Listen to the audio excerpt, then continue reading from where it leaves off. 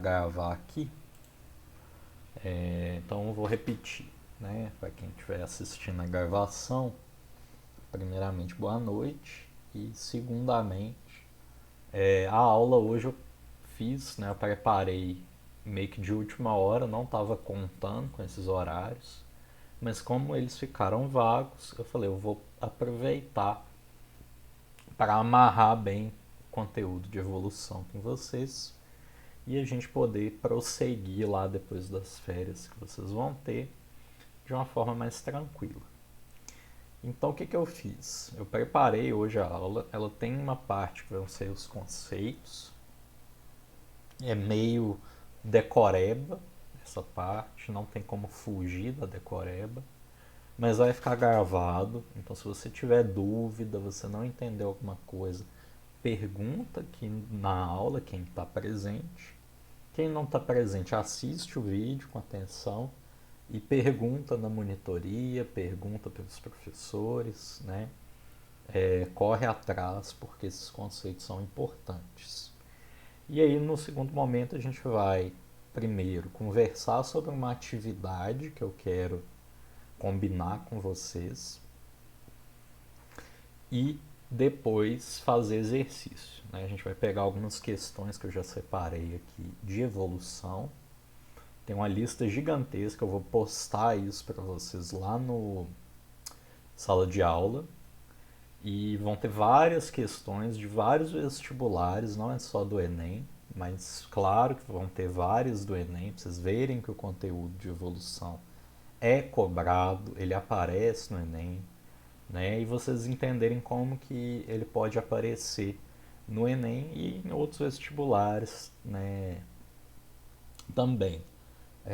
Às vezes a gente precisa sair um pouco do Enem para conseguir ver tipos de questão diferentes e conseguir ver o conteúdo sendo cobrado de outras formas, né? O Enem ele tem um modelo bem específico de questão, mas muitas vezes ele tem semelhanças com outros vestibulares, né? Principalmente o vestibular da UNB é bem parecido.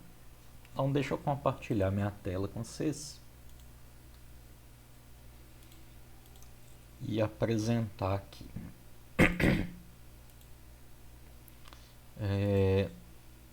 Então, gente, a aula de hoje, vocês só me confirmem se vocês estão conseguindo ver os slides. Deixa eu ver no Estamos chat. sim. Então, beleza. A aula de hoje vai ser uma aula de quais evidências que a gente tem para a evolução e uma aula de alguns conceitos importantes de evolução também. A gente vai ver um pouquinho da história do pensamento evolutivo e a gente vai ver um pouco de alguns conceitos que são importantes na hora de se estudar a evolução também. Na primeira parte a gente vai falar das evidências. O que é uma evidência? Evidência basicamente é alguma coisa que eu uso para dar um indício, para fortalecer uma posição, né, um argumento, de que uma determinada linha de pensamento está certa. Né? Evidência é quase como se fosse uma prova, mas não é uma prova. Prova dá um ar de certeza, de força maior. Né? Então eu não gosto de usar, quando a gente está trabalhando com conteúdos de ciência, usar a palavra prova. Né? O cientista ele nunca vai provar nada. Ele vai dar evidências de que aquilo ali, né, aquela teoria, aquela ideia é sólida, ela é bem fundamentada, mas a prova ela está mais no nível da lógica, da matemática, de você provar que x é diferente de y, né, numa determinada sistema de equações, alguma coisa do tipo, você consegue provar. Na ciência, muitas vezes você não consegue provar porque nem tudo consegue ser replicado, você consegue ser exaustivamente replicado por conta de variações. O mundo ele não é perfeito. Então a gente tem evidências, que são esses indícios de que a evolução biológica acontece, né?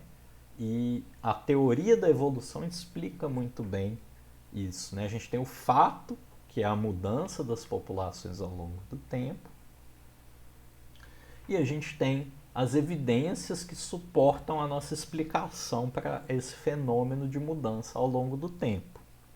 Lembrando que a gente sempre tem que separar evolução de evolução fato, mudança, né, o fato de organismos mudarem ao longo do tempo, de evolução teoria, que é a explicação para esse fato, para esse fenômeno.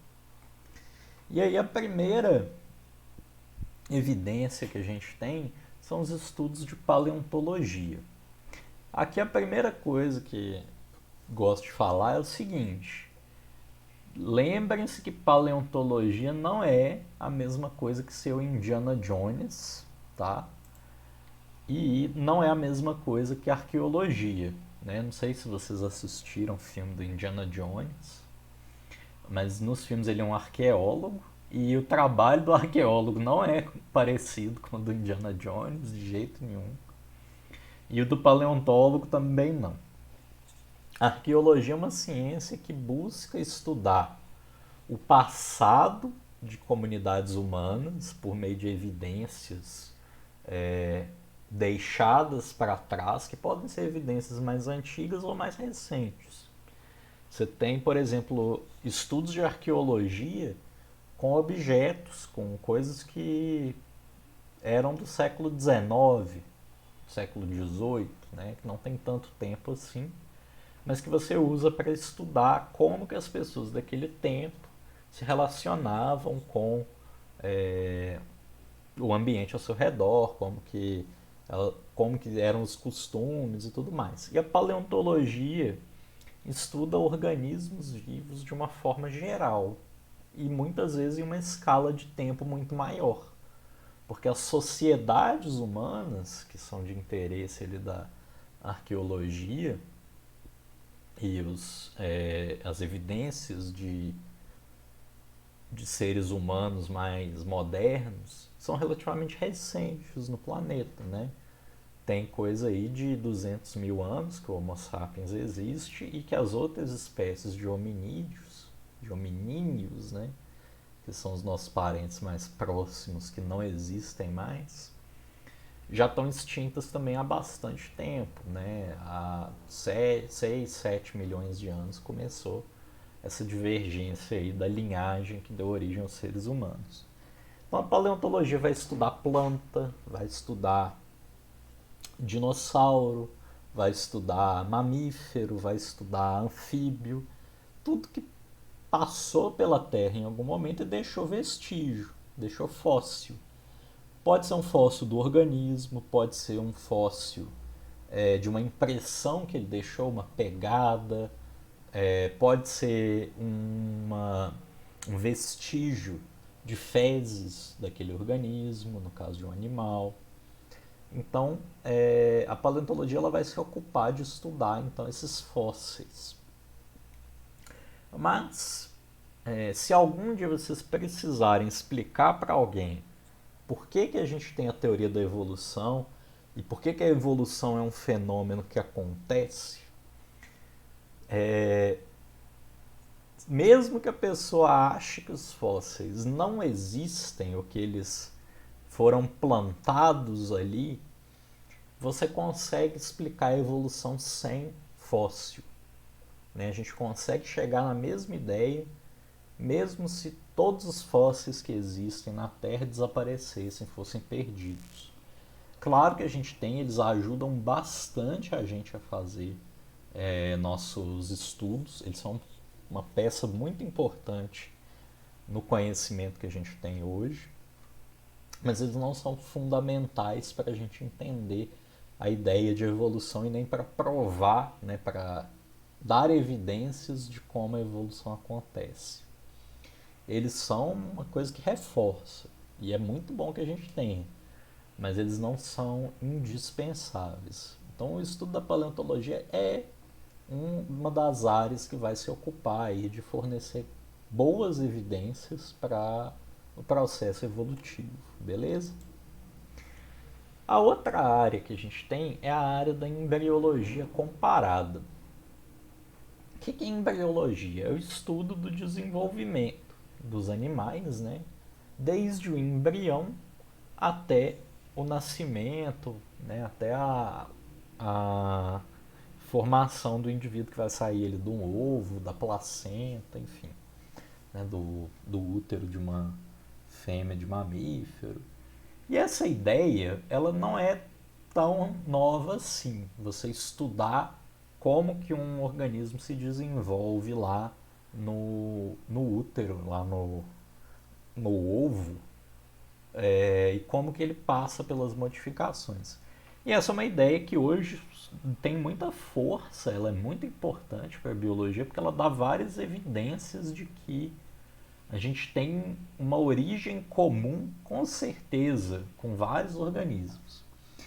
Um dos primeiros caras que falou sobre embriologia foi esse cara aqui, que era um alemão. O nome dele é Haeckel, Ernst Haeckel. E ele veio com uma ideia nessa figura aqui, que foi ele que propôs isso, de que todos os organismos, todos os animais, repetiam a filogenia, ou seja, repetiam as relações de parentesco entre eles durante o seu desenvolvimento. E essa é uma ideia que ele trouxe como uma forma de fortalecer a ideia de evolução, mas que hoje a gente sabe que está totalmente errada. Por que está errada? Essa ideia de que lá na barriga da nossa mãe a gente repetiu a evolução, para a cabeça do Haeckel, era o seguinte: você em algum momento parecia com um peixe, né? O ser humano passaria por um estágio de peixe com brânquias, com nadadeiras, depois um estágio de anfíbio, em que ele teria ali um estágio intermediário entre uma coisa que é peixe e uma coisa que é um animal terrestre. Depois você teria alguma coisa meio parecida com um réptil e depois uma coisa parecida com um mamífero, por exemplo. E aí ele falava isso, né? E a gente sabe que isso não acontece. A gente sabe que a ontogenia, né, o desenvolvimento embrionário, não repete essa relação filogenética. Você não sobe uma escadinha lá no útero da sua mãe. Você não tem um estágio em que você é peixe, depois um estágio em que você é anfíbio, depois um estágio.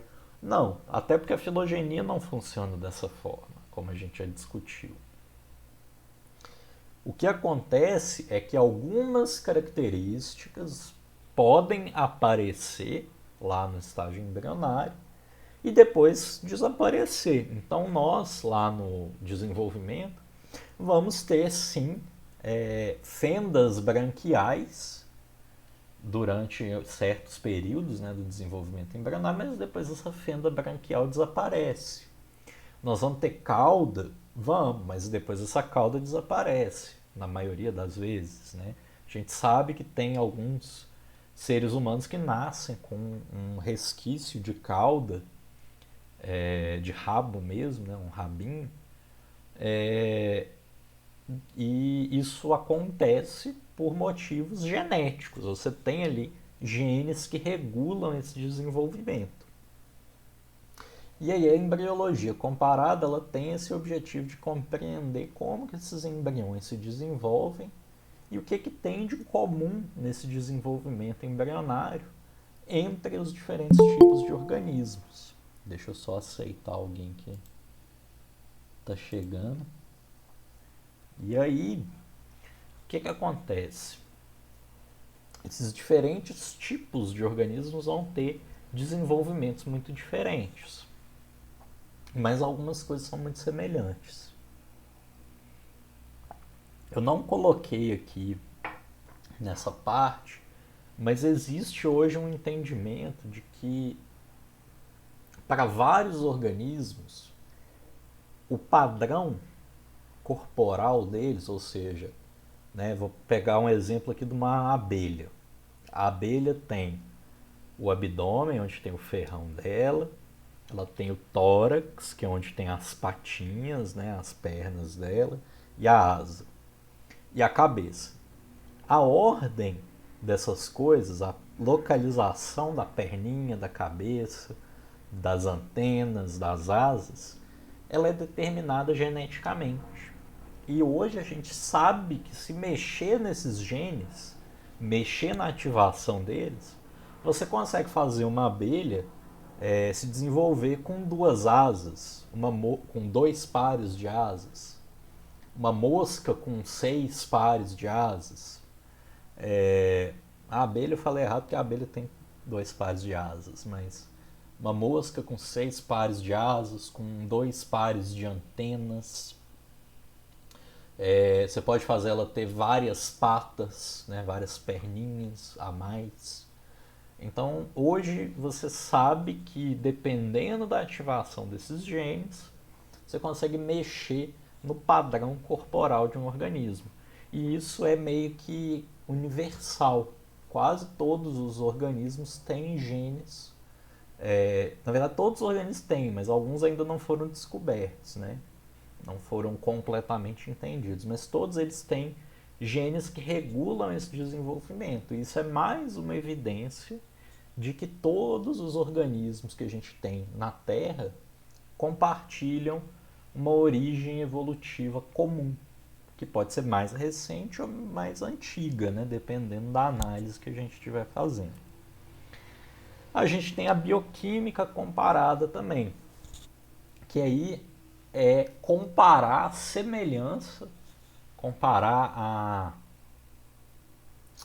a proximidade, né, evolutiva entre moléculas, entre coisas que a gente consegue estudar quimicamente. A mais famosa é o DNA. Né? Você consegue pegar lá a sequência de nucleotídeos no DNA de um organismo e ver se essa sequência é, de fato, semelhante entre 2 ou mais organismos. E a gente vai ver isso na prática, como que é feito todo esse processo, como é que você estuda isso. Aqui, essa figura é um exemplo de comparação de proteína. Né? Você tem aminoácidos aqui, cada letrinha dessa representa um aminoácido, e você consegue colocar isso num negócio que a gente chama de alinhamento. Né? Você alinha todas essas proteínas de organismos diferentes para ver o que tem de diferente. Então eu vejo aqui que na posição 1, na primeira posição aqui da figura, só 2 organismos não tem esse aminoácido S. E aqui tem o N e aqui tem o V. Então você consegue determinar o que aconteceu, quem que é mais aparentado de quem, usando, claro, biologia e também alguns métodos matemáticos para fazer toda essa análise. E por fim a gente tem a anatomia comparada. A anatomia comparada é eu estudar estruturas anatômicas que podem ser de animais, mas também pode ser de planta, pode ser de protozoário, pode ser de fungo.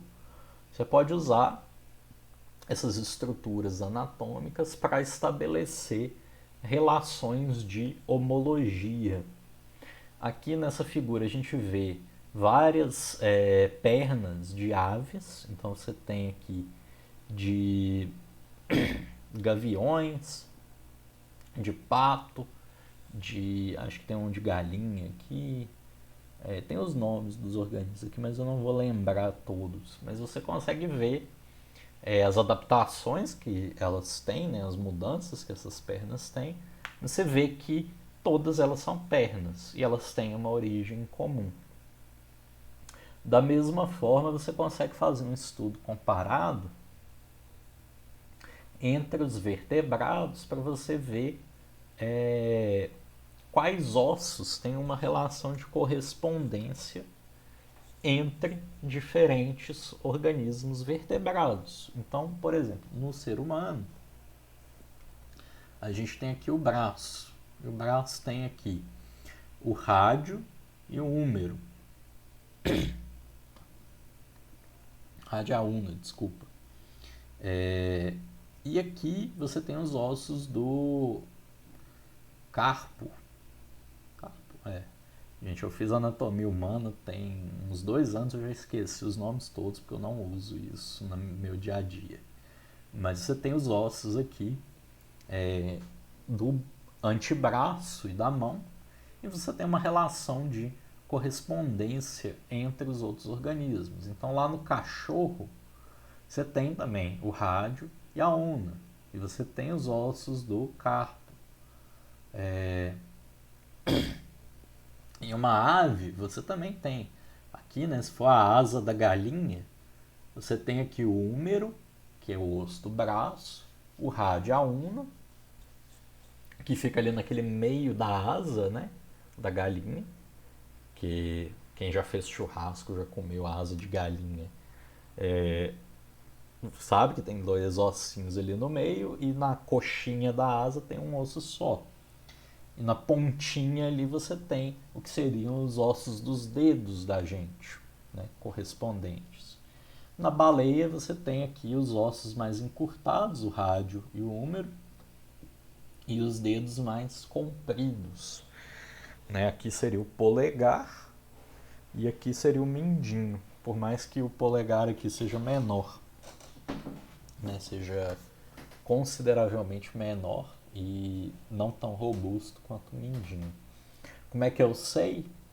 Essa daí é fácil. O polegar, né, é a antena do rádio. O rádio está aqui. Sempre que você quiser saber qual é o seu rádio, você sabe que o polegar fica apontando para cima, porque o rádio está aqui, ele tem que receber o sinal na antena. A gente poderia olhar vários outros animais. E aí tem também, né, os cavalos, são exemplos interessantes. E aqui a gente consegue também ter uma noção da diferença de postura entre os animais terrestres. A gente, né, o ser humano, nós somos bípedes e a gente se apoia no pé nos ossos do nosso carpo, né? Carpo, do tarso, acho que no pé é tarso, no tarso do pé, que a gente tem o calcanhar e tudo mais, a gente tem os dedinhos lá na ponta. O cachorro se apoia nos dedos, então ele tem essa articulação aqui, porque ele está apoiado assim. E o cavalo, ele se apoia na unha, ele se apoia aqui, ó. Se eu pegasse uma pata de cavalo para vocês verem, vocês iam ver que ele tem, né, só um casco, porque ele tem só um dedo apoiando no chão. Os outros dedos desapareceram e ficou só um vestígio do dedo indicador e do dedo anelar do cavalo. Enquanto que a vaca tem 2 dedos ali apoiando, que são esses daqui. E dá para a gente olhar isso na anatomia tranquilamente, você consegue ver comparando. E aí você sabe que são ossos homólogos, eles têm uma origem evolutiva comum, todas essas estruturas ali têm uma origem evolutiva comum, mas elas se modificaram por adaptações a exercer uma função diferente em organismos diferentes, beleza? Maria, isso é tipo sequenciamento genético. É tipo. O sequenciamento, ele, na realidade, é você pegar uma sequência, você descobrir qual é a sequência de pares de bases que um organismo tem em uma determinada região do organismo, e você usa esse dado que é gerado a partir do sequenciamento para estudar alguma coisa, seja saber se tem um determinado gene de interesse ali, seja saber se a pessoa que você está fazendo um exame está com Covid, né, está com coronavírus no corpo. A gente faz um teste que gera um dado de sequência parecido com um dado de sequenciamento, não chega a ser um sequenciamento, mas ele vai usar da ferramenta também. E aí você descobre a sequência de alguma coisa ali, né, de pares de bases nitrogenadas. E aí eu chego na parte de conceitos. Conceito importante que a gente tem em evolução é o conceito de homologia, que é justamente aquilo que eu estava explicando para vocês. Duas estruturas são homólogas quando eu consigo traçar uma origem em comum, né, um ancestral comum para elas, e todas essas estruturas descendem de modificações dessa mesma estrutura ancestral. Então, o primeiro organismo, que era um tetrápode, que tinha 4 patas, ele tinha lá 4 patas. Provavelmente ele parecia com, sei lá, uma espécie de réptil meio esquisita, ou um anfíbio também, né? Apesar de que os anfíbios têm uma divergência aí, mas parecia com algum réptil, mais ou menos. E deram origem aí aos seres humanos, aos cachorros, às aves, às baleias, aos crocodilos, aos dinossauros. E todas as estruturas desses organismos descendem de uma origem comum, né, de um mesmo ancestral, e elas são simplesmente variações dessa estrutura ancestral. Então, homologia é o que a gente está sempre buscando na biologia. A gente quer saber que características que são homólogas, que são de fato homologias. Por quê? Porque com as homologias eu consigo estabelecer relações de parentesco. Eu consigo classificar os organismos de uma forma que reflete a relação evolutiva deles, que reflete proximidade evolutiva, origens comuns. Como é o caso de eu traçar uma origem evolutiva comum para todos os organismos que têm 4 patas, os tetrápodes.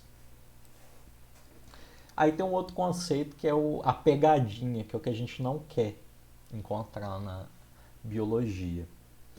Na verdade, não é que a gente não quer encontrar, a gente vai encontrar, mas a gente não quer usar essa homoplasia, né? Eu vou explicar o que é, quando a gente encontra, porque ela não reflete uma relação evolutiva. Vou explicar o que é uma homoplasia. Em uma apostila do Bernoulli, livro didático, talvez vocês encontrem o nome analogia. Eu prefiro usar homoplasia porque aí não confunde. Né? Analogia é uma coisa que a gente usa com vários sentidos no português. E aí eu prefiro usar o nome homoplasia para não deixar dúvida. Mas vocês vão encontrar como analogia ou caracteres análogos, características análogas. O que é isso? É o seguinte, eu dei o exemplo dos membros, né, das patas de organismos tetrápodes. O braço do ser humano, a pata dianteira do cachorro, a asa das aves, a nadadeira de uma baleia, né, a nadadeira dianteira. Se eu tivesse incluído aqui a asa de uma mosca, a mosca usa a asa para voar, certo? E a ave também usa a asa para voar. Só que essas duas estruturas evoluíram independentemente. Tem um monte de coisa que surgiu no meio do caminho. E o fato da mosca ter asa não tem nada a ver com o fato da ave ter asa. Isso aconteceu em momentos distintos, condições distintas, são organismos distintos e eles não têm uma origem comum. O ancestral não tinha asa. Percebem a diferença? Homologia, tudo veio do ancestral. Foram modificações a partir de um estado ancestral. A analogia ou homoplasia é quando eu pego duas características que não têm essa origem evolutiva comum. Elas surgiram em condições diferentes, de maneira independente. O exemplo da asa dos insetos e da asa das aves é muito bom para a gente entender. Poderia usar também, né, o exemplo, sei lá, das patas dos insetos, das patas das pernas dos insetos e as pernas dos tetrápodes. Dá também. Esses são exemplos exagerados, que dá para a gente perceber que são coisas diferentes, que não têm origem comum.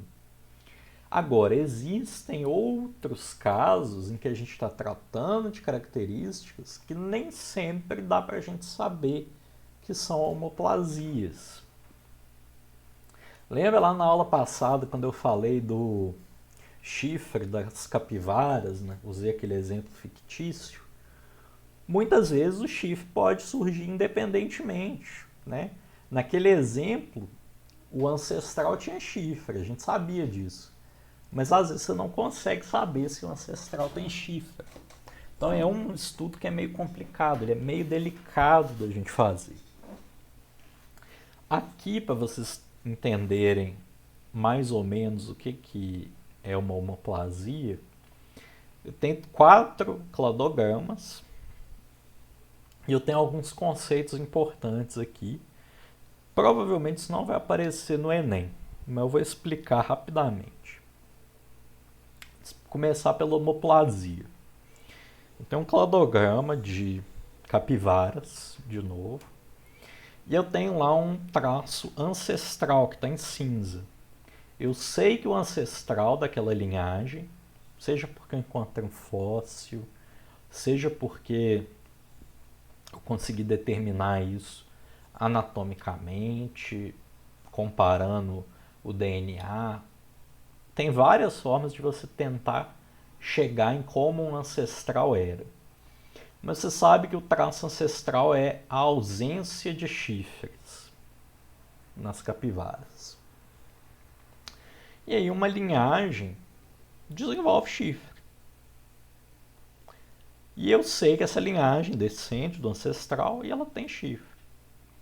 Mas eu sei que as outras linhagens descendentes desse ancestral não têm chifre, exceto por essa daqui. Como é que eu sei que isso aqui é uma característica análoga, uma homoplasia? Porque eu tenho esses ancestrais aqui no meio. Eu consigo saber que essa linhagem todinha aqui conservou a característica ancestral, a característica primitiva. E só aqui que foi aparecer o chifre, e aqui. Então esses eventos surgiram independentemente. Aqui eu tenho uma coisa que a gente chama de sinapomorfia. O que é isso? É alguma característica que surgiu no ancestral de um grupo e é compartilhada por todos os descendentes daquele grupo. Exemplo.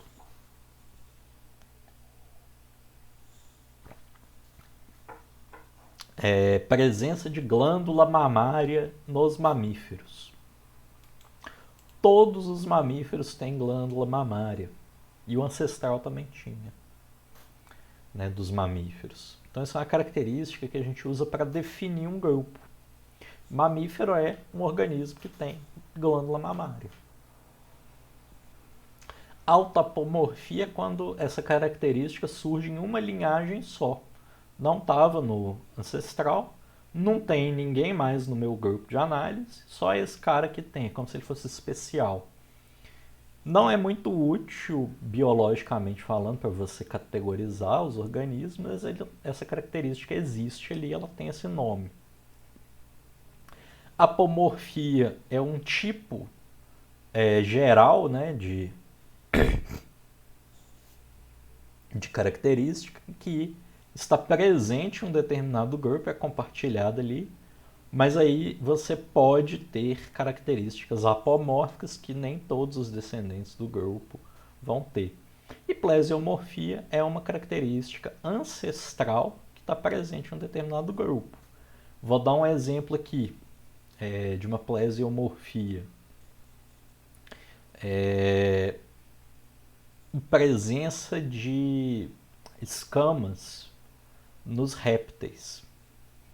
Por quê? Porque a linhagem ancestral dos répteis já tinha escama também, e essa característica não é compartilhada por todos os organismos descendentes, porque as aves são muito aparentadas com os répteis que a gente tem hoje em dia, né? Elas são mais aparentadas com os dinossauros, na verdade, mas elas têm um parentesco ali um pouco distante com os crocodilos,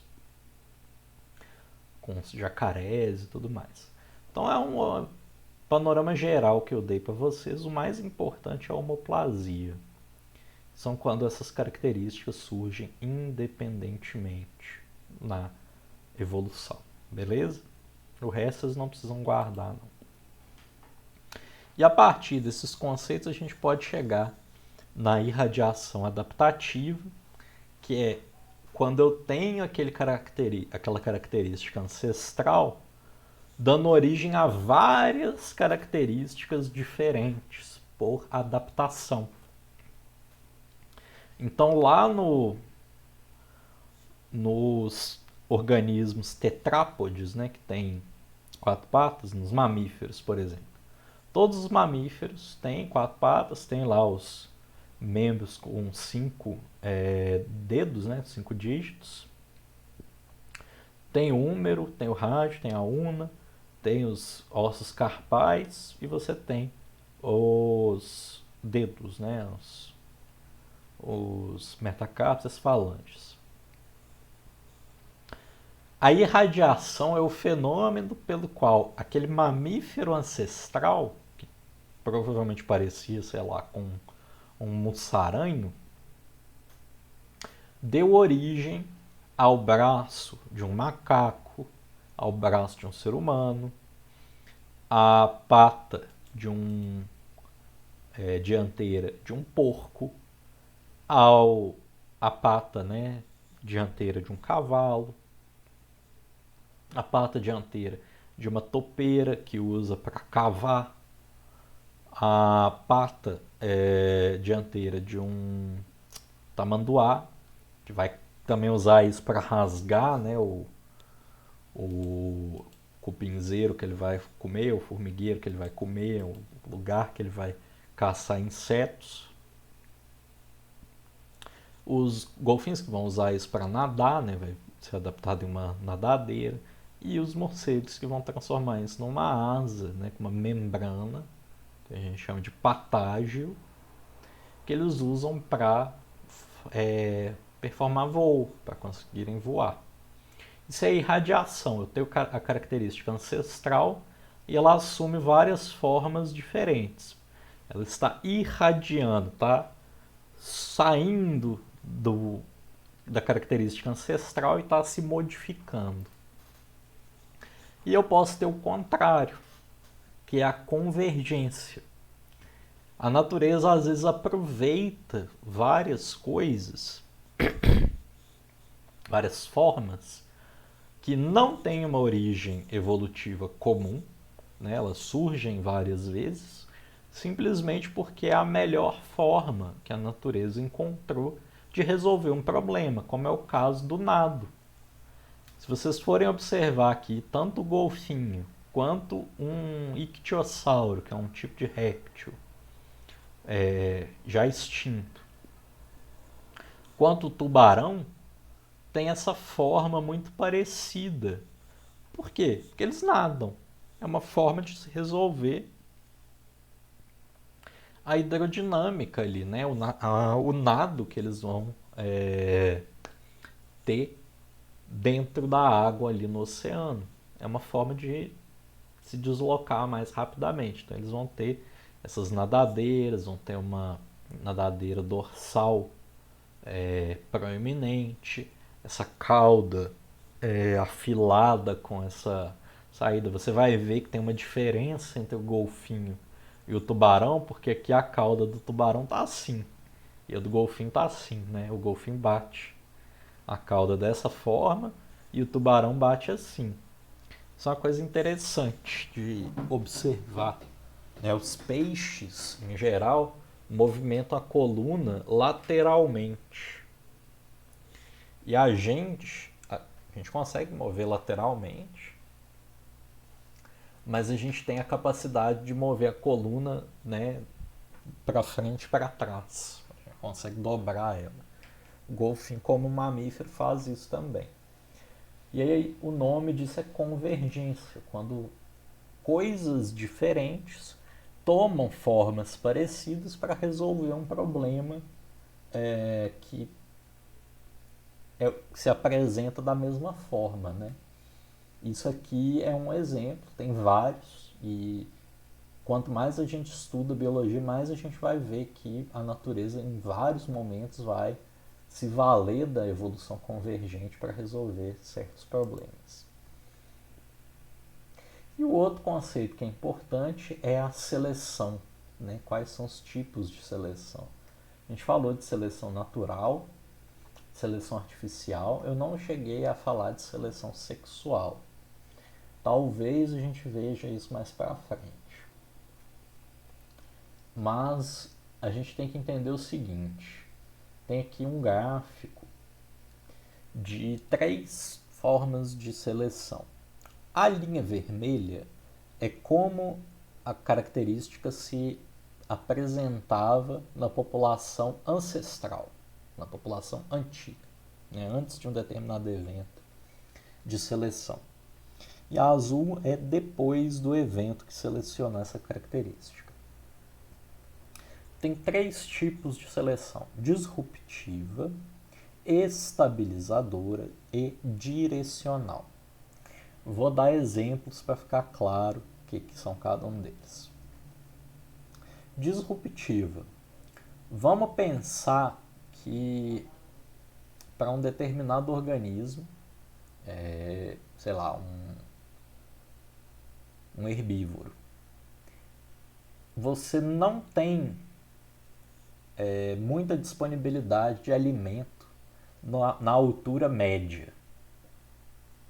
Não tem muito alimento na altura média daquela população. Mas você tem alimento no chão, digamos que é grama, e você tem alimento no topo das árvores. A disrupção é quando você seleciona os extremos daquela característica. Os extremos são melhores. Então, é melhor você ser menor e ter mais facilidade de se deslocar no chão para procurar alimento, ou é melhor você ser maior, você ser mais alto para você conseguir alcançar alimento na copa das árvores. Nem sei se tem algum exemplo disso real, mas eu inventei esse exemplo agora. Então, na característica antiga, né, antes da seleção, você tinha ali a média, todo mundo estava na média. E aí depois que começou a ficar mais difícil de encontrar alimento nessa região de altura aqui, os extremos foram beneficiados, então eles começaram a se reproduzir mais. E quem está no meio se prejudicou. Seleção estabilizadora é quando nada acontece, né? A seleção ela está estabilizando, ela prefere que você esteja no meio do caminho. Então, seria um caso de que, sei lá, o organismo que tem um tamanho médio consegue, ao mesmo tempo, né, um peixe que tem um tamanho pequeno consegue, ao mesmo tempo, que tem um tamanho médio, né, não pequeno, consegue afastar os predadores, então ele não fica na zona de ser muito pequeno e não chega no ponto de ser grande demais e não conseguir se esconder de predadores muito grandes, ou não, no ponto de ser grande demais e não conseguir alimento para suportar o tamanho corporal. E a seleção direcional é quando eu tenho uma mudança na direção. Então, se antes era melhor ser pequeno, depois de um determinado evento passa a ser melhor ser grande. Essa mudança, você favorece um extremo ou o outro, e não os dois. Quando você favorece os dois, você tem uma seleção disruptiva. Beleza? E aí a gente chega na história do pensamento evolutivo. Eu vou passar rapidamente por algumas coisas, só para vocês terem uma noção geral. Lá na Grécia Antiga, lá, acho que foi século 6 ou 5 antes de Cristo, teve um filósofo que teve a ideia, a primeira ideia que seria evolutiva, né, que foi o Anaximandro. Ele dizia que todas as formas de vida passavam por modificações. Elas surgiam da água e iam sofrendo modificações ao longo do tempo, e que o ser humano também tinha sofrido essas modificações. A obra dele meio que se perdeu, né? Tem pouca coisa do pensamento dele que ficou guardado. E ele nunca foi levado a sério, ele nunca explicou muito bem essa evolução dele. E o cara que veio depois dele meio que desfez qualquer ideia de evolução, de mudança. E o cara que veio depois dele era o Aristóteles. Aristóteles foi um filósofo grego também muito importante, e que, se vocês estão estudando física, vocês devem saber do impacto que ele teve na física, e ele teve um impacto grande na biologia também.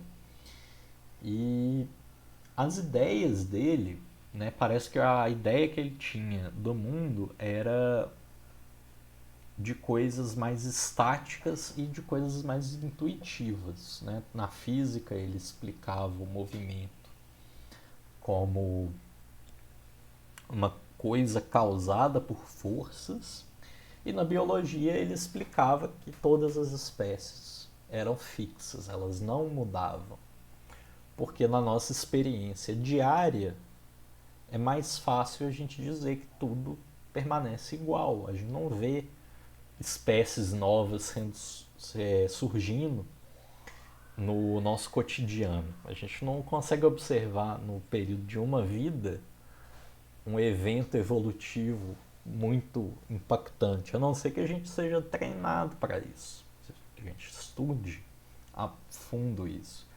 E o Aristóteles não estudava muito na prática, não, ele era um cara mais da teoria. Então ele dizia que as espécies não mudavam, e ele propôs um sistema de classificação que até hoje fica na nossa cabeça, que é a escala Naturae, ou Naturae, que é a escada da natureza. E o que é essa escada? É que a gente tende a pensar que organismos mais simples são menos evoluídos, são menos importantes do que organismos mais complexos. Então o que ele dizia? Que, sei lá, uma planta era muito simples e que uma estrela do mar era mais complexa do que a planta, então ela estava num nível hierárquico maior. E assim ia em relação ao cavalo, em relação a cachorro, ele ia colocando em categorias, e ele tinha uma coisa meio doida, assim, ele era tão fissurado com essa ideia de ordem, de importância, que ele colocava, claro, né, o homem no topo da escada, mas a fêmea, por conta da cultura grega da época, a fêmea não compartilhava o mesmo lugar, não. Ele colocava a fêmea das espécies abaixo do macho. E no caso do ser humano, ele ainda colocava a fêmea do ser humano, né, a mulher, como uma escala abaixo de alguns animais, pra vocês terem noção de como que era o pensamento da época, né, da Grécia Antiga. E o pensamento dele perdurou por muito tempo, durante séculos e séculos, e cerca aí de mais de um milênio, né, quase 2 milênios. As pessoas ainda achavam que as espécies não mudavam e que a os organismos eles eram divididos nessa escadinha, em que as coisas iam ficando mais complexas por conta da mudança ali da escolha de um criador, né? E aí, lá no século XVIII, final do século XVIII, Lamarck, começo do XIX, Lamarck vem com uma ideia que buscava explicar como é que espécies poderiam mudar, porque começou a ficar feio. A ideia do Aristóteles começou a ser baqueada, né? Ela começou a ser refutada porque as pessoas começaram a perceber que tinha fóssil, começaram a perceber que o mundo provavelmente não era sempre a mesma coisa, tinha mudanças. E aí o Lamarck ele propõe uma ideia que vocês já devem ter ouvido falar, que é a lei do uso e desuso.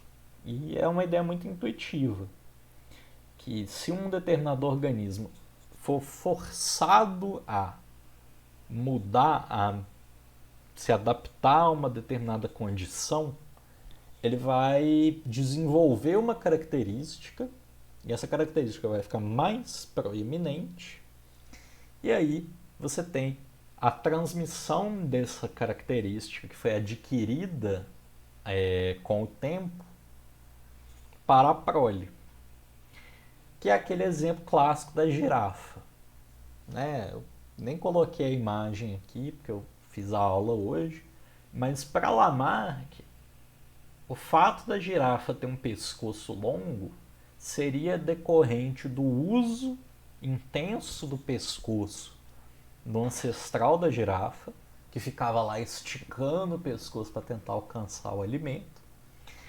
E porque ela usou muito o pescoço se desenvolveu e aí esse caractere adquirido foi passado para a próxima geração. Hoje a gente sabe que não funciona dessa forma. Hoje a gente sabe que se você usa ou não, isso não é importante. Não é o uso ou desuso que determina a presença ou a permanência de uma característica no tempo, né, na história evolutiva de uma determinada linhagem. Pelo contrário,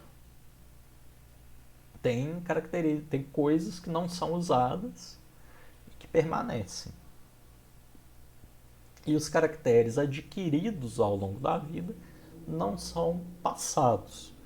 Existe uma pequena exceção que a gente vai discutir mais para frente, não vai ser nessa aula, que é o caso da epigenética, mas que basicamente é o seguinte: algumas modificações no nosso DNA, no padrão de expressão do nosso DNA, não são herdadas geneticamente, elas não estão nos nossos genes especificamente, porém elas podem ser passadas de geração em geração, normalmente por um período curto de tempo. Hoje existem alguns exemplos em escala maior, mas a ideia é a seguinte: existem algumas coisas que não estão expressamente escritas no nosso DNA, no nosso genoma, mas que podem ser herdadas, podem ser passadas de geração em geração, mas que elas vão influenciar no padrão de expressão. Então, a ideia do Lamarck ela é importante biologicamente falando, porque ela tenta explicar a evolução, a mudança das espécies, mas ela não é boa o suficiente para ter perdurado até os dias atuais. A ideia dele já foi bastante modificada do que era o original para servir hoje como base para essa ideia da epigenética, que a gente vai discutir mais para frente em uma outra aula, só depois das férias de vocês. E aí a gente chega no Darwin, a gente discutiu o que ele fez, a viagem, como que ele pensou tudo aquilo. Ele ficou anos com medo de publicar o livro dele, Aí ele publica A Origem das Espécies, ele é muito criticado por isso, lá no século XIX, e ele é muito criticado porque a sociedade ainda não estava preparada para trabalhar a ideia dele, e até hoje ela é uma ideia que não é tão fácil de ser trabalhada, porque ela não é intuitiva e ela é conflitante com certas visões de mundo. Né? Então você tem essa questão religiosa ali. Ele tinha um problema em publicar A Origem das Espécies, porque ele sabia que isso ia causar um problema sério. Você explicar como que espécies podem surgir, né, podem se modificar ao longo do tempo, ia diretamente contra o pensamento religioso da época, que era de levar muitas coisas que estavam escritas na Bíblia de forma literal. E aí ele segura muito essas ideias, mas quando ele publica isso causa um certo estorvo, uma certa confusão. Ele é muito criticado e até o final da vida dele ele nem chega a ver a teoria dele ser de fato cientificamente aceita na comunidade científica em geral. E aí depois, lá pro final do século XIX, começo do XX, eles conseguem fazer a junção das duas ideias. Porque o Darwin explica como que o processo evolutivo acontece em uma escala longa. Mas ele não consegue explicar como é que as características de um determinado organismo são herdadas. E aí o que acontece? Eles encontram o trabalho do Mendel, cara lá que meio que inventou a genética. Né? Ele não inventou, ele descobriu algumas coisas sobre a genética. E aí isso começa a fazer sentido. E conforme a ciência foi avançando, a ideia de evolução foi aliada à explicação de como que as características hereditárias eram transmitidas. E a gente chega num conceito que é a síntese moderna, ou a síntese evolutiva, que é a ideia de juntar a genética mendeliana com a ideia da seleção natural, da origem das espécies, e tentar explicar de uma forma maior a evolução com uma robustez maior, menos. Ela responde mais às coisas e deixa menos lacunas. E desde que isso foi feito, a biologia foi só avançando. E hoje em dia a gente já tem várias outras discussões. Se a gente inclui a epigenética que eu falei, se a gente inclui a transmissão cultural, porque a gente vê que nos seres humanos a cultura é um componente muito importante. E a gente ficou estudando aquela coisa que eu falei dos genes do desenvolvimento, né? E hoje a gente tem já a biologia evolutiva do desenvolvimento, que você consegue ver aqui, né? Tá marcado em azul, azul claro, amarelo, laranja, vermelho, genes que estão responsáveis por determinar a posição de certas estruturas. São esses genes ROX aqui nos vertebrados. No camundongo você vê que toda a coluna dele tem posições específicas de certas estruturas e isso é determinado geneticamente. E você tem uma homologia desses genes entre o homem e o camundongo. Na Drosófila a gente encontrou esses genes também. Eles não são necessariamente homólogos, mas eles têm essa relação aí de determinar a posição, beleza? Então são 6 para as 10. Eu quero passar uma atividade para vocês agora, rapidinho. Vocês não vão fazer isso agora, só quero explicar. Porque aí para depois das férias a gente vai trabalhar essa atividade. Espero que vocês gostem, né? Não é muito trabalho não. Eu vou precisar da interação de vocês rapidinho. A pergunta que eu vou fazer para vocês é o seguinte: a atividade que a gente vai fazer é meio que tentar simular. Vou parar aqui a apresentação rapidinho só para não ficar aquela tela infinita. A gente vai tentar fazer essa análise molecular que eu mostrei para vocês, para a gente chegar no final dessa análise e vocês verem o que essa análise molecular produz. Para vocês verem que dá para você observar a relação evolutiva entre os organismos.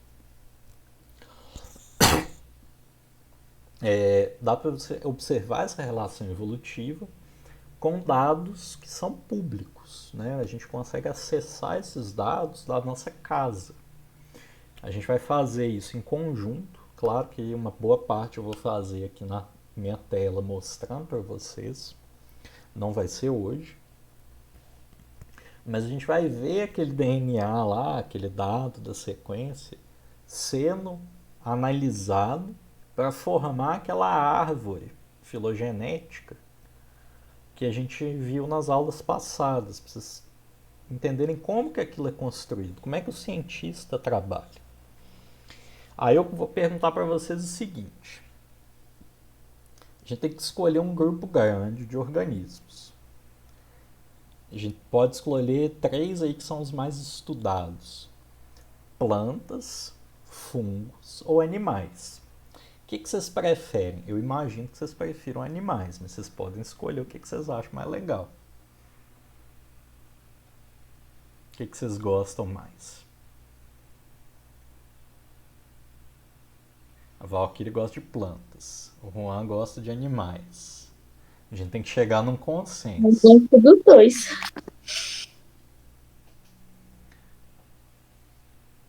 Então, beleza. Parece que animais estão ganhando, Valkyrie.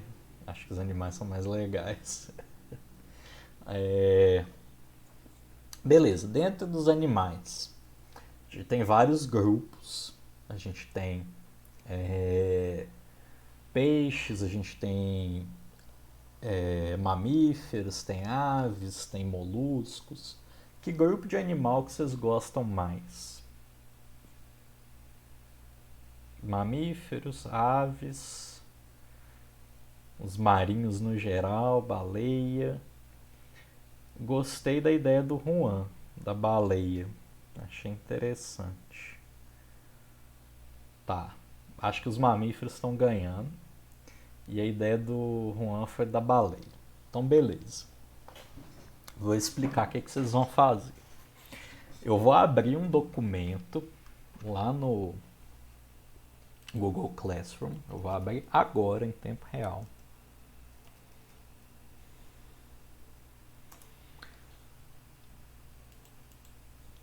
E a gente vai ver o que vocês vão fazer. Deixa eu só acessar aqui, meu computador tá meio lento.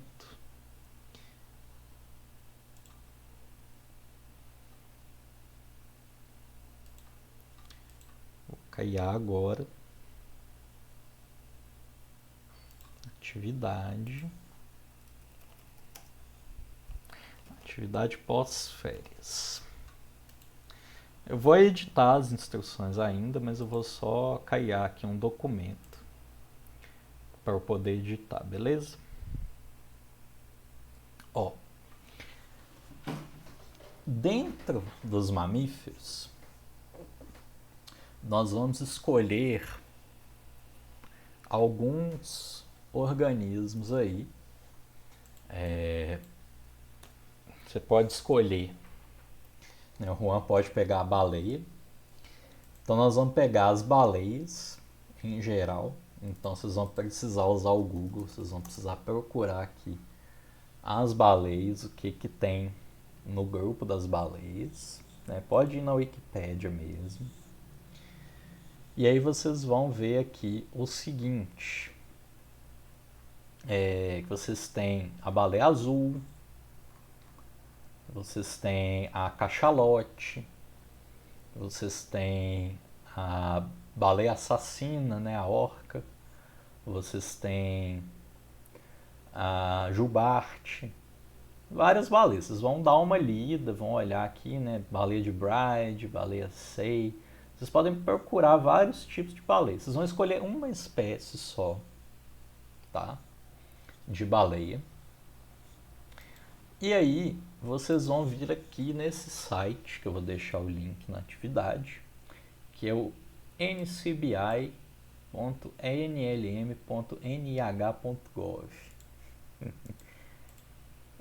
Vocês podem vir aqui, ó. No Google vocês podem digitar GenBank, Genbank. Vão entrar nele, já vai estar aqui. Nucleotídeo.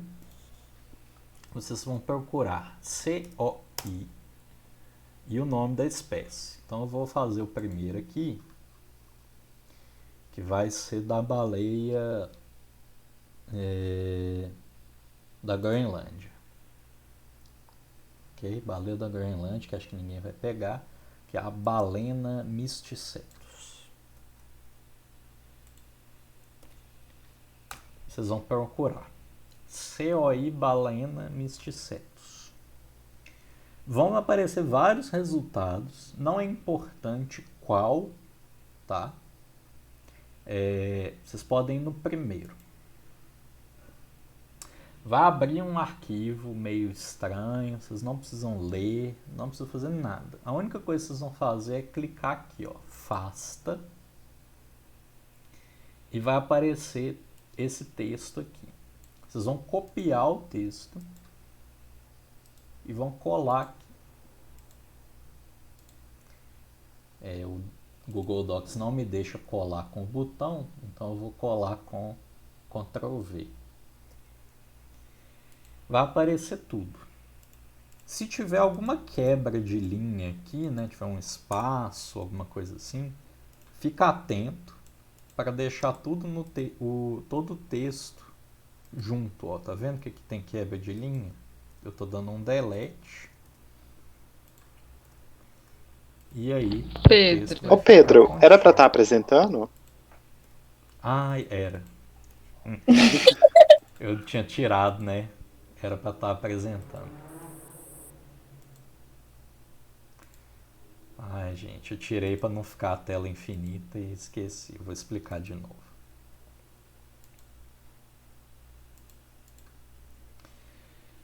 Vocês vão fazer o seguinte, ó. Esse daqui é o site, eu vou voltar. Para achar ele é só vir no Google e dar GenBank. Não clicar, vai ser o primeiro resultado, com certeza. Aí ele é um site que tem dados públicos, qualquer pessoa pode acessar, de sequenciamento de genomas. Então toda vez que um cientista faz um sequenciamento, e ele vai publicar, ele deposita esses dados no GenBank. Então o GenBank é como se fosse um repositório desses dados de sequenciamento de DNA. E aí vocês escolheram as baleias. Vocês vão escolher uma espécie só. Vão vir aqui, digitar COI, COI. Opa, eu tô com a sequência, não tô com o nome do bicho.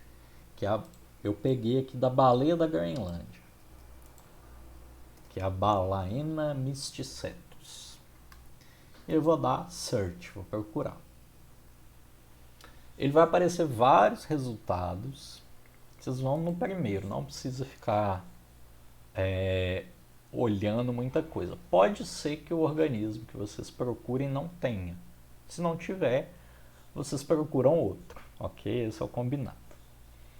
Então aqui vai abrir uma ficha com várias informações sobre quem coletou, quem que publicou isso, qual que é a classificação do organismo. Não precisa ficar lendo isso. Vocês vão clicar aqui, ó, FASTA. Né, esse FASTA maiúsculo. Vou deixar um tutorialzinho lá no Classroom também. E aí vocês vão ver esse formato aqui. Aqui eu tenho a sequência de DNA E aqui eu tenho algumas informações do organismo, do gene e tudo mais. Vocês vão copiar tudo, tá? Não precisa preocupar, vocês vão copiar essa parte de texto aqui todinho. E aqui eu já criei o documento e já colei. Vocês vão colar, eu vou fazer aqui embaixo de novo. Vocês vão ver que esse aqui está diferente desse daqui. Por quê? Quando você copia lá do GenBank, aqui tem uma quebra de linha para ficar tudo alinhadinho, justificado, bonitinho. Então vocês têm que prestar atenção com isso. A única coisa que vocês têm que prestar atenção, vai estar com esse negócio aqui, dá um delete aqui, ó, que vocês vão ver a sequência juntando aqui, porque você tinha uma quebra de linha nesse finalzinho. Então não esquece de fazer isso, que isso vai economizar tempo nosso na aula lá na frente. Então aqui está a sequência da Balena mysticetus. Não precisa mexer na fonte, não precisa mexer em nada. A única coisa que eu preciso é que ele fique nesse formato aqui, beleza? A atividade é isso. Vocês só vão fazer isso e colar no documento que eu abri aqui, beleza? Deu para entender? Ficou alguma dúvida? Então vocês podem escolher, tá? Qualquer baleia, dentro lá do grupo das baleias, vocês podem dar um Google, ver o que vocês acham, e aí vocês vão vendo também o que as pessoas já colocaram, para não ficar repetindo, beleza? Tem várias espécies de baleia, e aí vocês podem ir selecionando várias. E aí na próxima aula, depois, né, das férias, aí a gente vai tratar os dados direitinho, vai fazer um apanhado. Eu vou mostrar um programinha que a gente usa, né, para estudar isso, e a gente vai produzir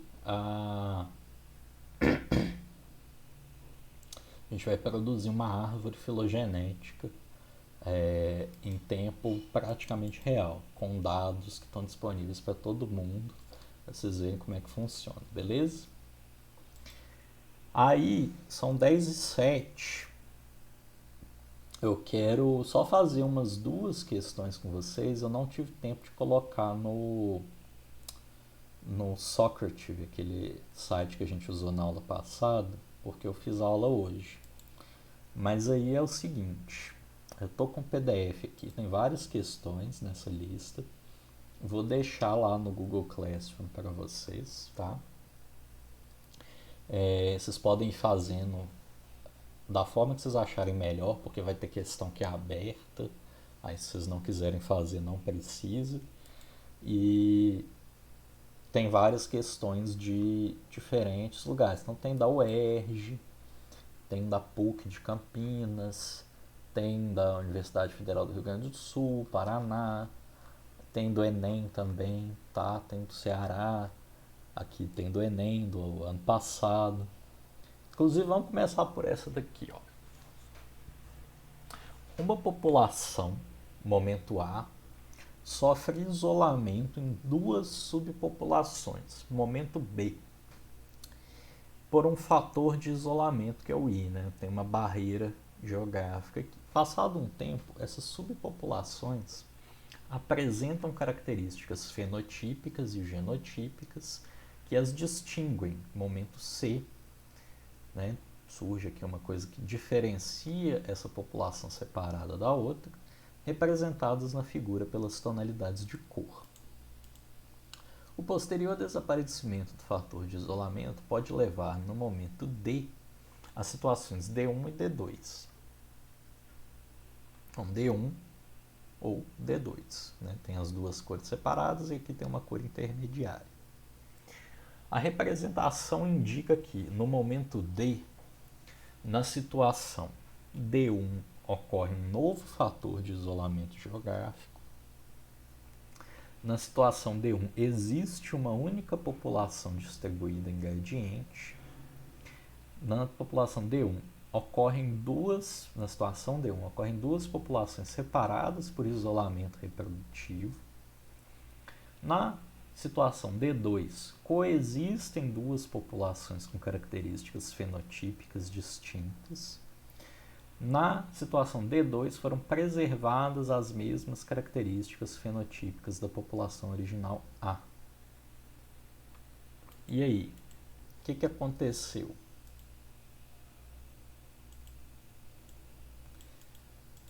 Ah, Juan, você errou, mas agora você pode acertar. Não tem gatilho nenhum, não, é?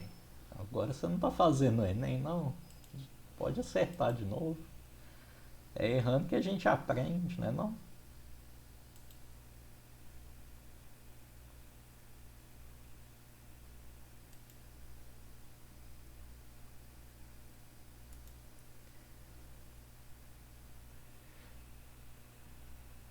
Vocês estão muito cansados, né? A imagem é essa daqui. Vou tentar diminuir um pouquinho. Aqui. Você tem a A, uma população só. Depois ela é separada. Depois você tem uma mudança aqui na população que ficou de um lado da barreira. E aí você tem dois cenários possíveis, D1 e D2. O que aconteceu em D1? De acordo com o que a gente viu nas aulas.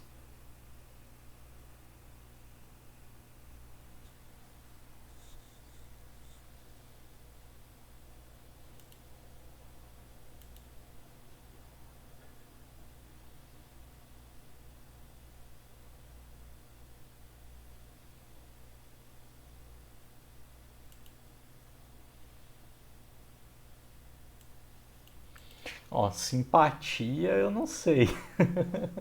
Simpatia não é aquele negócio de colocar copo d'água em cima da televisão, de engolir caroço de uva no ano novo, pular onda.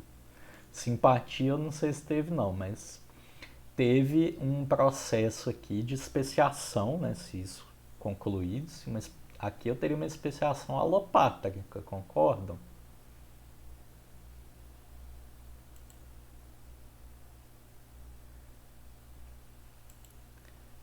A alopatria tem a barreira física e as duas populações se separaram.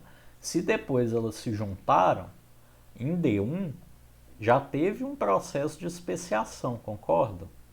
Porque aqui essa população cinza não está se reproduzindo com a outra aqui, que não tem cor.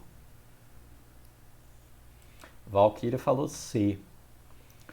Em D1 ocorrem duas populações separadas por isolamento reprodutivo. Exatamente. A cor que tem ali representa se está tendo fluxo gênico, se eles estão cruzando. E aí aqui em D1 eu já tenho duas espécies, já teve uma especiação, porque não está tendo reprodução entre as duas populações. Em D2 não, está tendo fluxo gênico. Elas ainda são capazes de ter descendentes, beleza? Então, ó, letra C, em D1 ocorrem duas populações separadas por isolamento reprodutivo. Deixa eu ver, essa aqui a gente já fez, mas tinha uma outra, essa daqui. Essa é da UERJ, mas ela é bem bacana, de acordo com a aula que a gente teve. A população de uma espécie de roedores com pelagem de diferentes colorações foi observada em dois momentos, antes e depois da ocorrência de uma profunda transformação no meio em que vivem. As curvas abaixo representam esses dois momentos. Então tem um gráfico aqui dos momentos, né? A população antes e a população depois da mudança do meio. Então, você tem os roedores aqui, que poderiam ser mais claros até mais escuros, e a frequência dos indivíduos, aquele histograma que a gente já viu. A maioria aqui no meio, antes da mudança, e aqui a gente tem depois da mudança aquela curva em que os dois extremos têm uma frequência maior do que o intermediário. A alteração ocorrida na frequência do fenótipo da população de roedores após a mudança do meio é um exemplo de seleção denominada letra A, direcional, letra B, disruptiva, letra C, estabilizadora ou letra D, não adaptativa. B, muito bem, gente, vocês estão atentos, né? A gente viu isso na aula hoje, que é uma seleção natural disruptiva. Você teve uma transformação que favoreceu os roedores que têm cores que estão mais no extremo ali, não na média, no meio do caminho. Aqui tem uma mesma coisa, ó, vocês estão vendo como é que tem a mesma imagem. Questão de vestibular direto repete a mesma coisa. Deixa eu ver, só mais uma para a gente fechar hoje, para também eu não resolver todas as questões. Essa daqui, da Universidade Estadual do Ceará. A especiação é a denominação para um conjunto de processos que dão origem a novas espécies. A especiação geralmente envolve o desenvolvimento de barreiras de isolamento reprodutivo que podem ser pré-zigóticas ou pós-zigóticas. São tipos de mecanismos de isolamento reprodutivo pós-zigótico. Letra A, isolamento sazonal, isolamento etológico e isolamento mecânico. Letra B, isolamento sazonal, inviabilidade do embrião e fertilidade reduzida do híbrido. Mortalidade zigótica, inviabilidade do embrião e esterilidade do híbrido. Letra D, mortalidade zigótica, inviabilidade do embrião e incompatibilidade anatômica. Meio complicado, né, as questões por conta dos termos. Então eu vou explicar para vocês não terem dúvida. Barreira de isolamento reprodutivo pode ser pré-zigótica, ou seja, antes do zigoto ser formado, eu consigo criar um tipo de barreira para a reprodução. Um exemplo seria aqui um isolamento sazonal. As duas espécies têm épocas de reprodução distintas.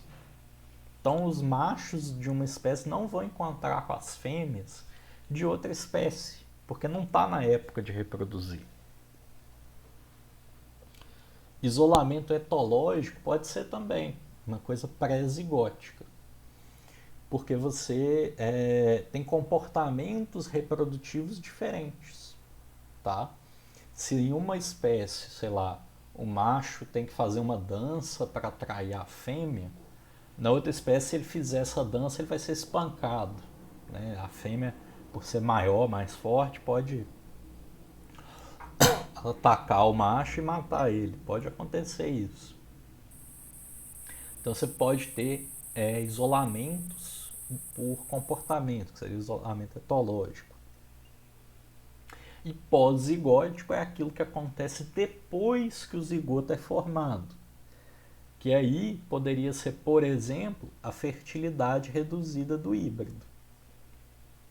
A fertilidade reduzida do híbrido quer dizer que o híbrido não é capaz de se reproduzir da mesma forma que um organismo da espécie, né, que gerou aquele híbrido.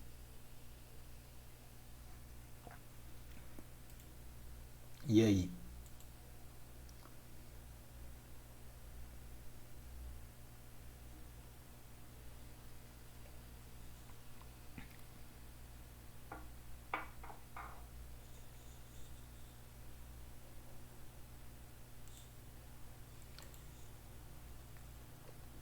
Muito bem, quem foi de C acertou. É isso aí. Olha só, mortalidade zigótica. O zigoto, depois que, né, é formado, ele morre. Não consegue desenvolver por qualquer incompatibilidade genética, qualquer coisa ali que não deixa ele se desenvolver. Inviabilidade do embrião, o embrião não consegue também se desenvolver, não consegue passar de um determinado estágio de desenvolvimento e morre. E a esterilidade do híbrido. Se por acaso formou o híbrido, ele não é fértil ou ele tem uma fertilidade baixa. Mas essa questão nem é do Enem, Juan, ela é da Universidade do Ceará.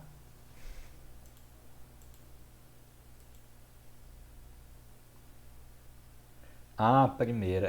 O Enem ele tem um jeito um pouco diferente, né? Ele tem o textão, ele vai falar várias coisas, mas isso pode acontecer em outros vestibulares. Ó, esse aqui é da Unesp. Você tem o textão, vai ter aqui a explicação mais plausível, não sei o quê. Então é uma coisa que pode acontecer, entre outros vestibulares, de ter essas coisas parecidas com o Enem, né? Um texto motivador e tudo mais. A dica que eu dou para vocês fazerem esse tipo de questão é a seguinte: quem elabora a questão muitas vezes não sabe elaborar a questão. Eu estou falando isso por experiência própria, porque eu já vi gente elaborando, eu já trabalhei com banco de dados de questão do Enem, do ENAD. E o que acontece? A questão do Enem tem um texto motivador e ela tem duas partes importantes. Ela tem o texto e ela tem a pergunta, o objetivo ali que ela quer que você desenvolva a habilidade da questão, né? Que pode ser, sei lá, saber qual momento ali, né, daquela figura que a gente viu, você está vendo a alternativa que está descrevendo corretamente o momento, né? Você tem que identificar ali o que tá certo. Pula o texto e olha só o que a questão está te pedindo. A maioria esmagadora das vezes o texto não tem nada a ver com o que a questão está te pedindo. Muitas vezes o texto motivador ele te dá um contexto ali, ele te fala um pouco. Pula o texto, lê o que aquela questão está te pedindo e olha as alternativas. Você consegue fazer sem ler o texto? Se você consegue, faça sem ler o texto. Se você não consegue fazer, é porque o texto é importante.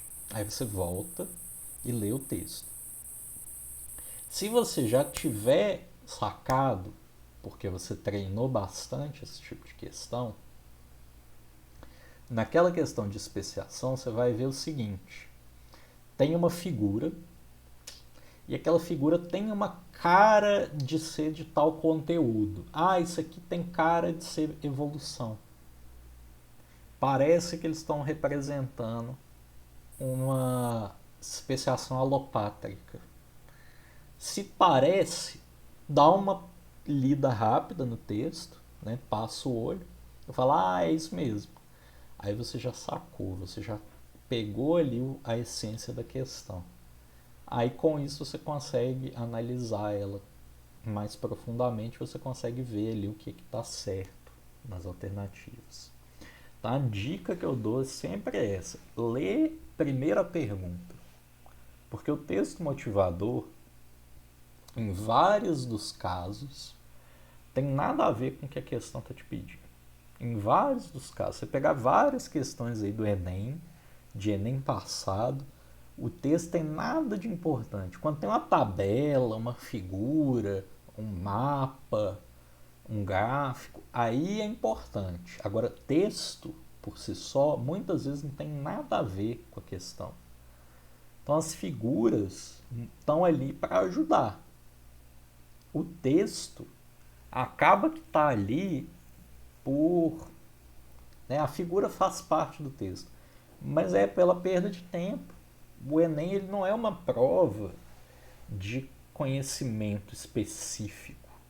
É uma prova de resistência, querendo ou não, gente. Eu fiz Enem em 2018 de novo.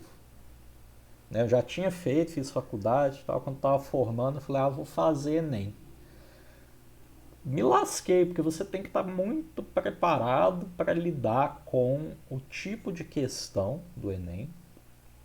A prova tem ficado mais difícil. E é uma prova de resistência. Assim, você sai cansado, você sai esgotado mentalmente e precisa de desenvolver vocês precisam desenvolver esses mecanismos de proteção contra o Enem, né? Vocês têm que ler a questão de uma forma estratégica, exatamente. Ele é muito parecido com concurso público, só que o concurso público ele tem algumas coisas diferentes, né? Dependendo da banca que elabora o concurso, a questão pode ser mais objetiva. Eu fiz um concurso também na época que eu estava formando para professor. E as questões eram meio parecidas assim com o Enem e o ENAD, que é meio que o Enem do ensino superior. E ela tem essa cara meio parecida assim. E é uma prova que é cansativa, que ela não... Você sente que não desenvolve. Você está fazendo a prova, o tempo vai passando e você começa a ficar meio agoniado. Que você fala, meu Deus, ainda não estou chegando no fim. Então você tem que ter certas estratégias, exatamente. Por isso que eu já vou deixar essa lista aí para vocês também. Eu devo criar a atividade só amanhã, tá? De fato, eu já criei o documento, mas eu só devo postar amanhã, porque já está tarde. E aí é isso, gente. A gente encerra por hoje. Qualquer dúvida que vocês tiverem, pode mandar para mim, pode mandar para os monitores. O horário que vai sendo apagado no Enem vai deixando a gente nervoso mesmo, né? É esquisito. E amanhã também eu posto a gravação da aula, beleza? Então, boa noite para vocês, boas férias, descansem, tá? Fiquem tranquilos aí, tenham uma boa noite de sono, descansem aí, até depois das férias. Tchau, gente.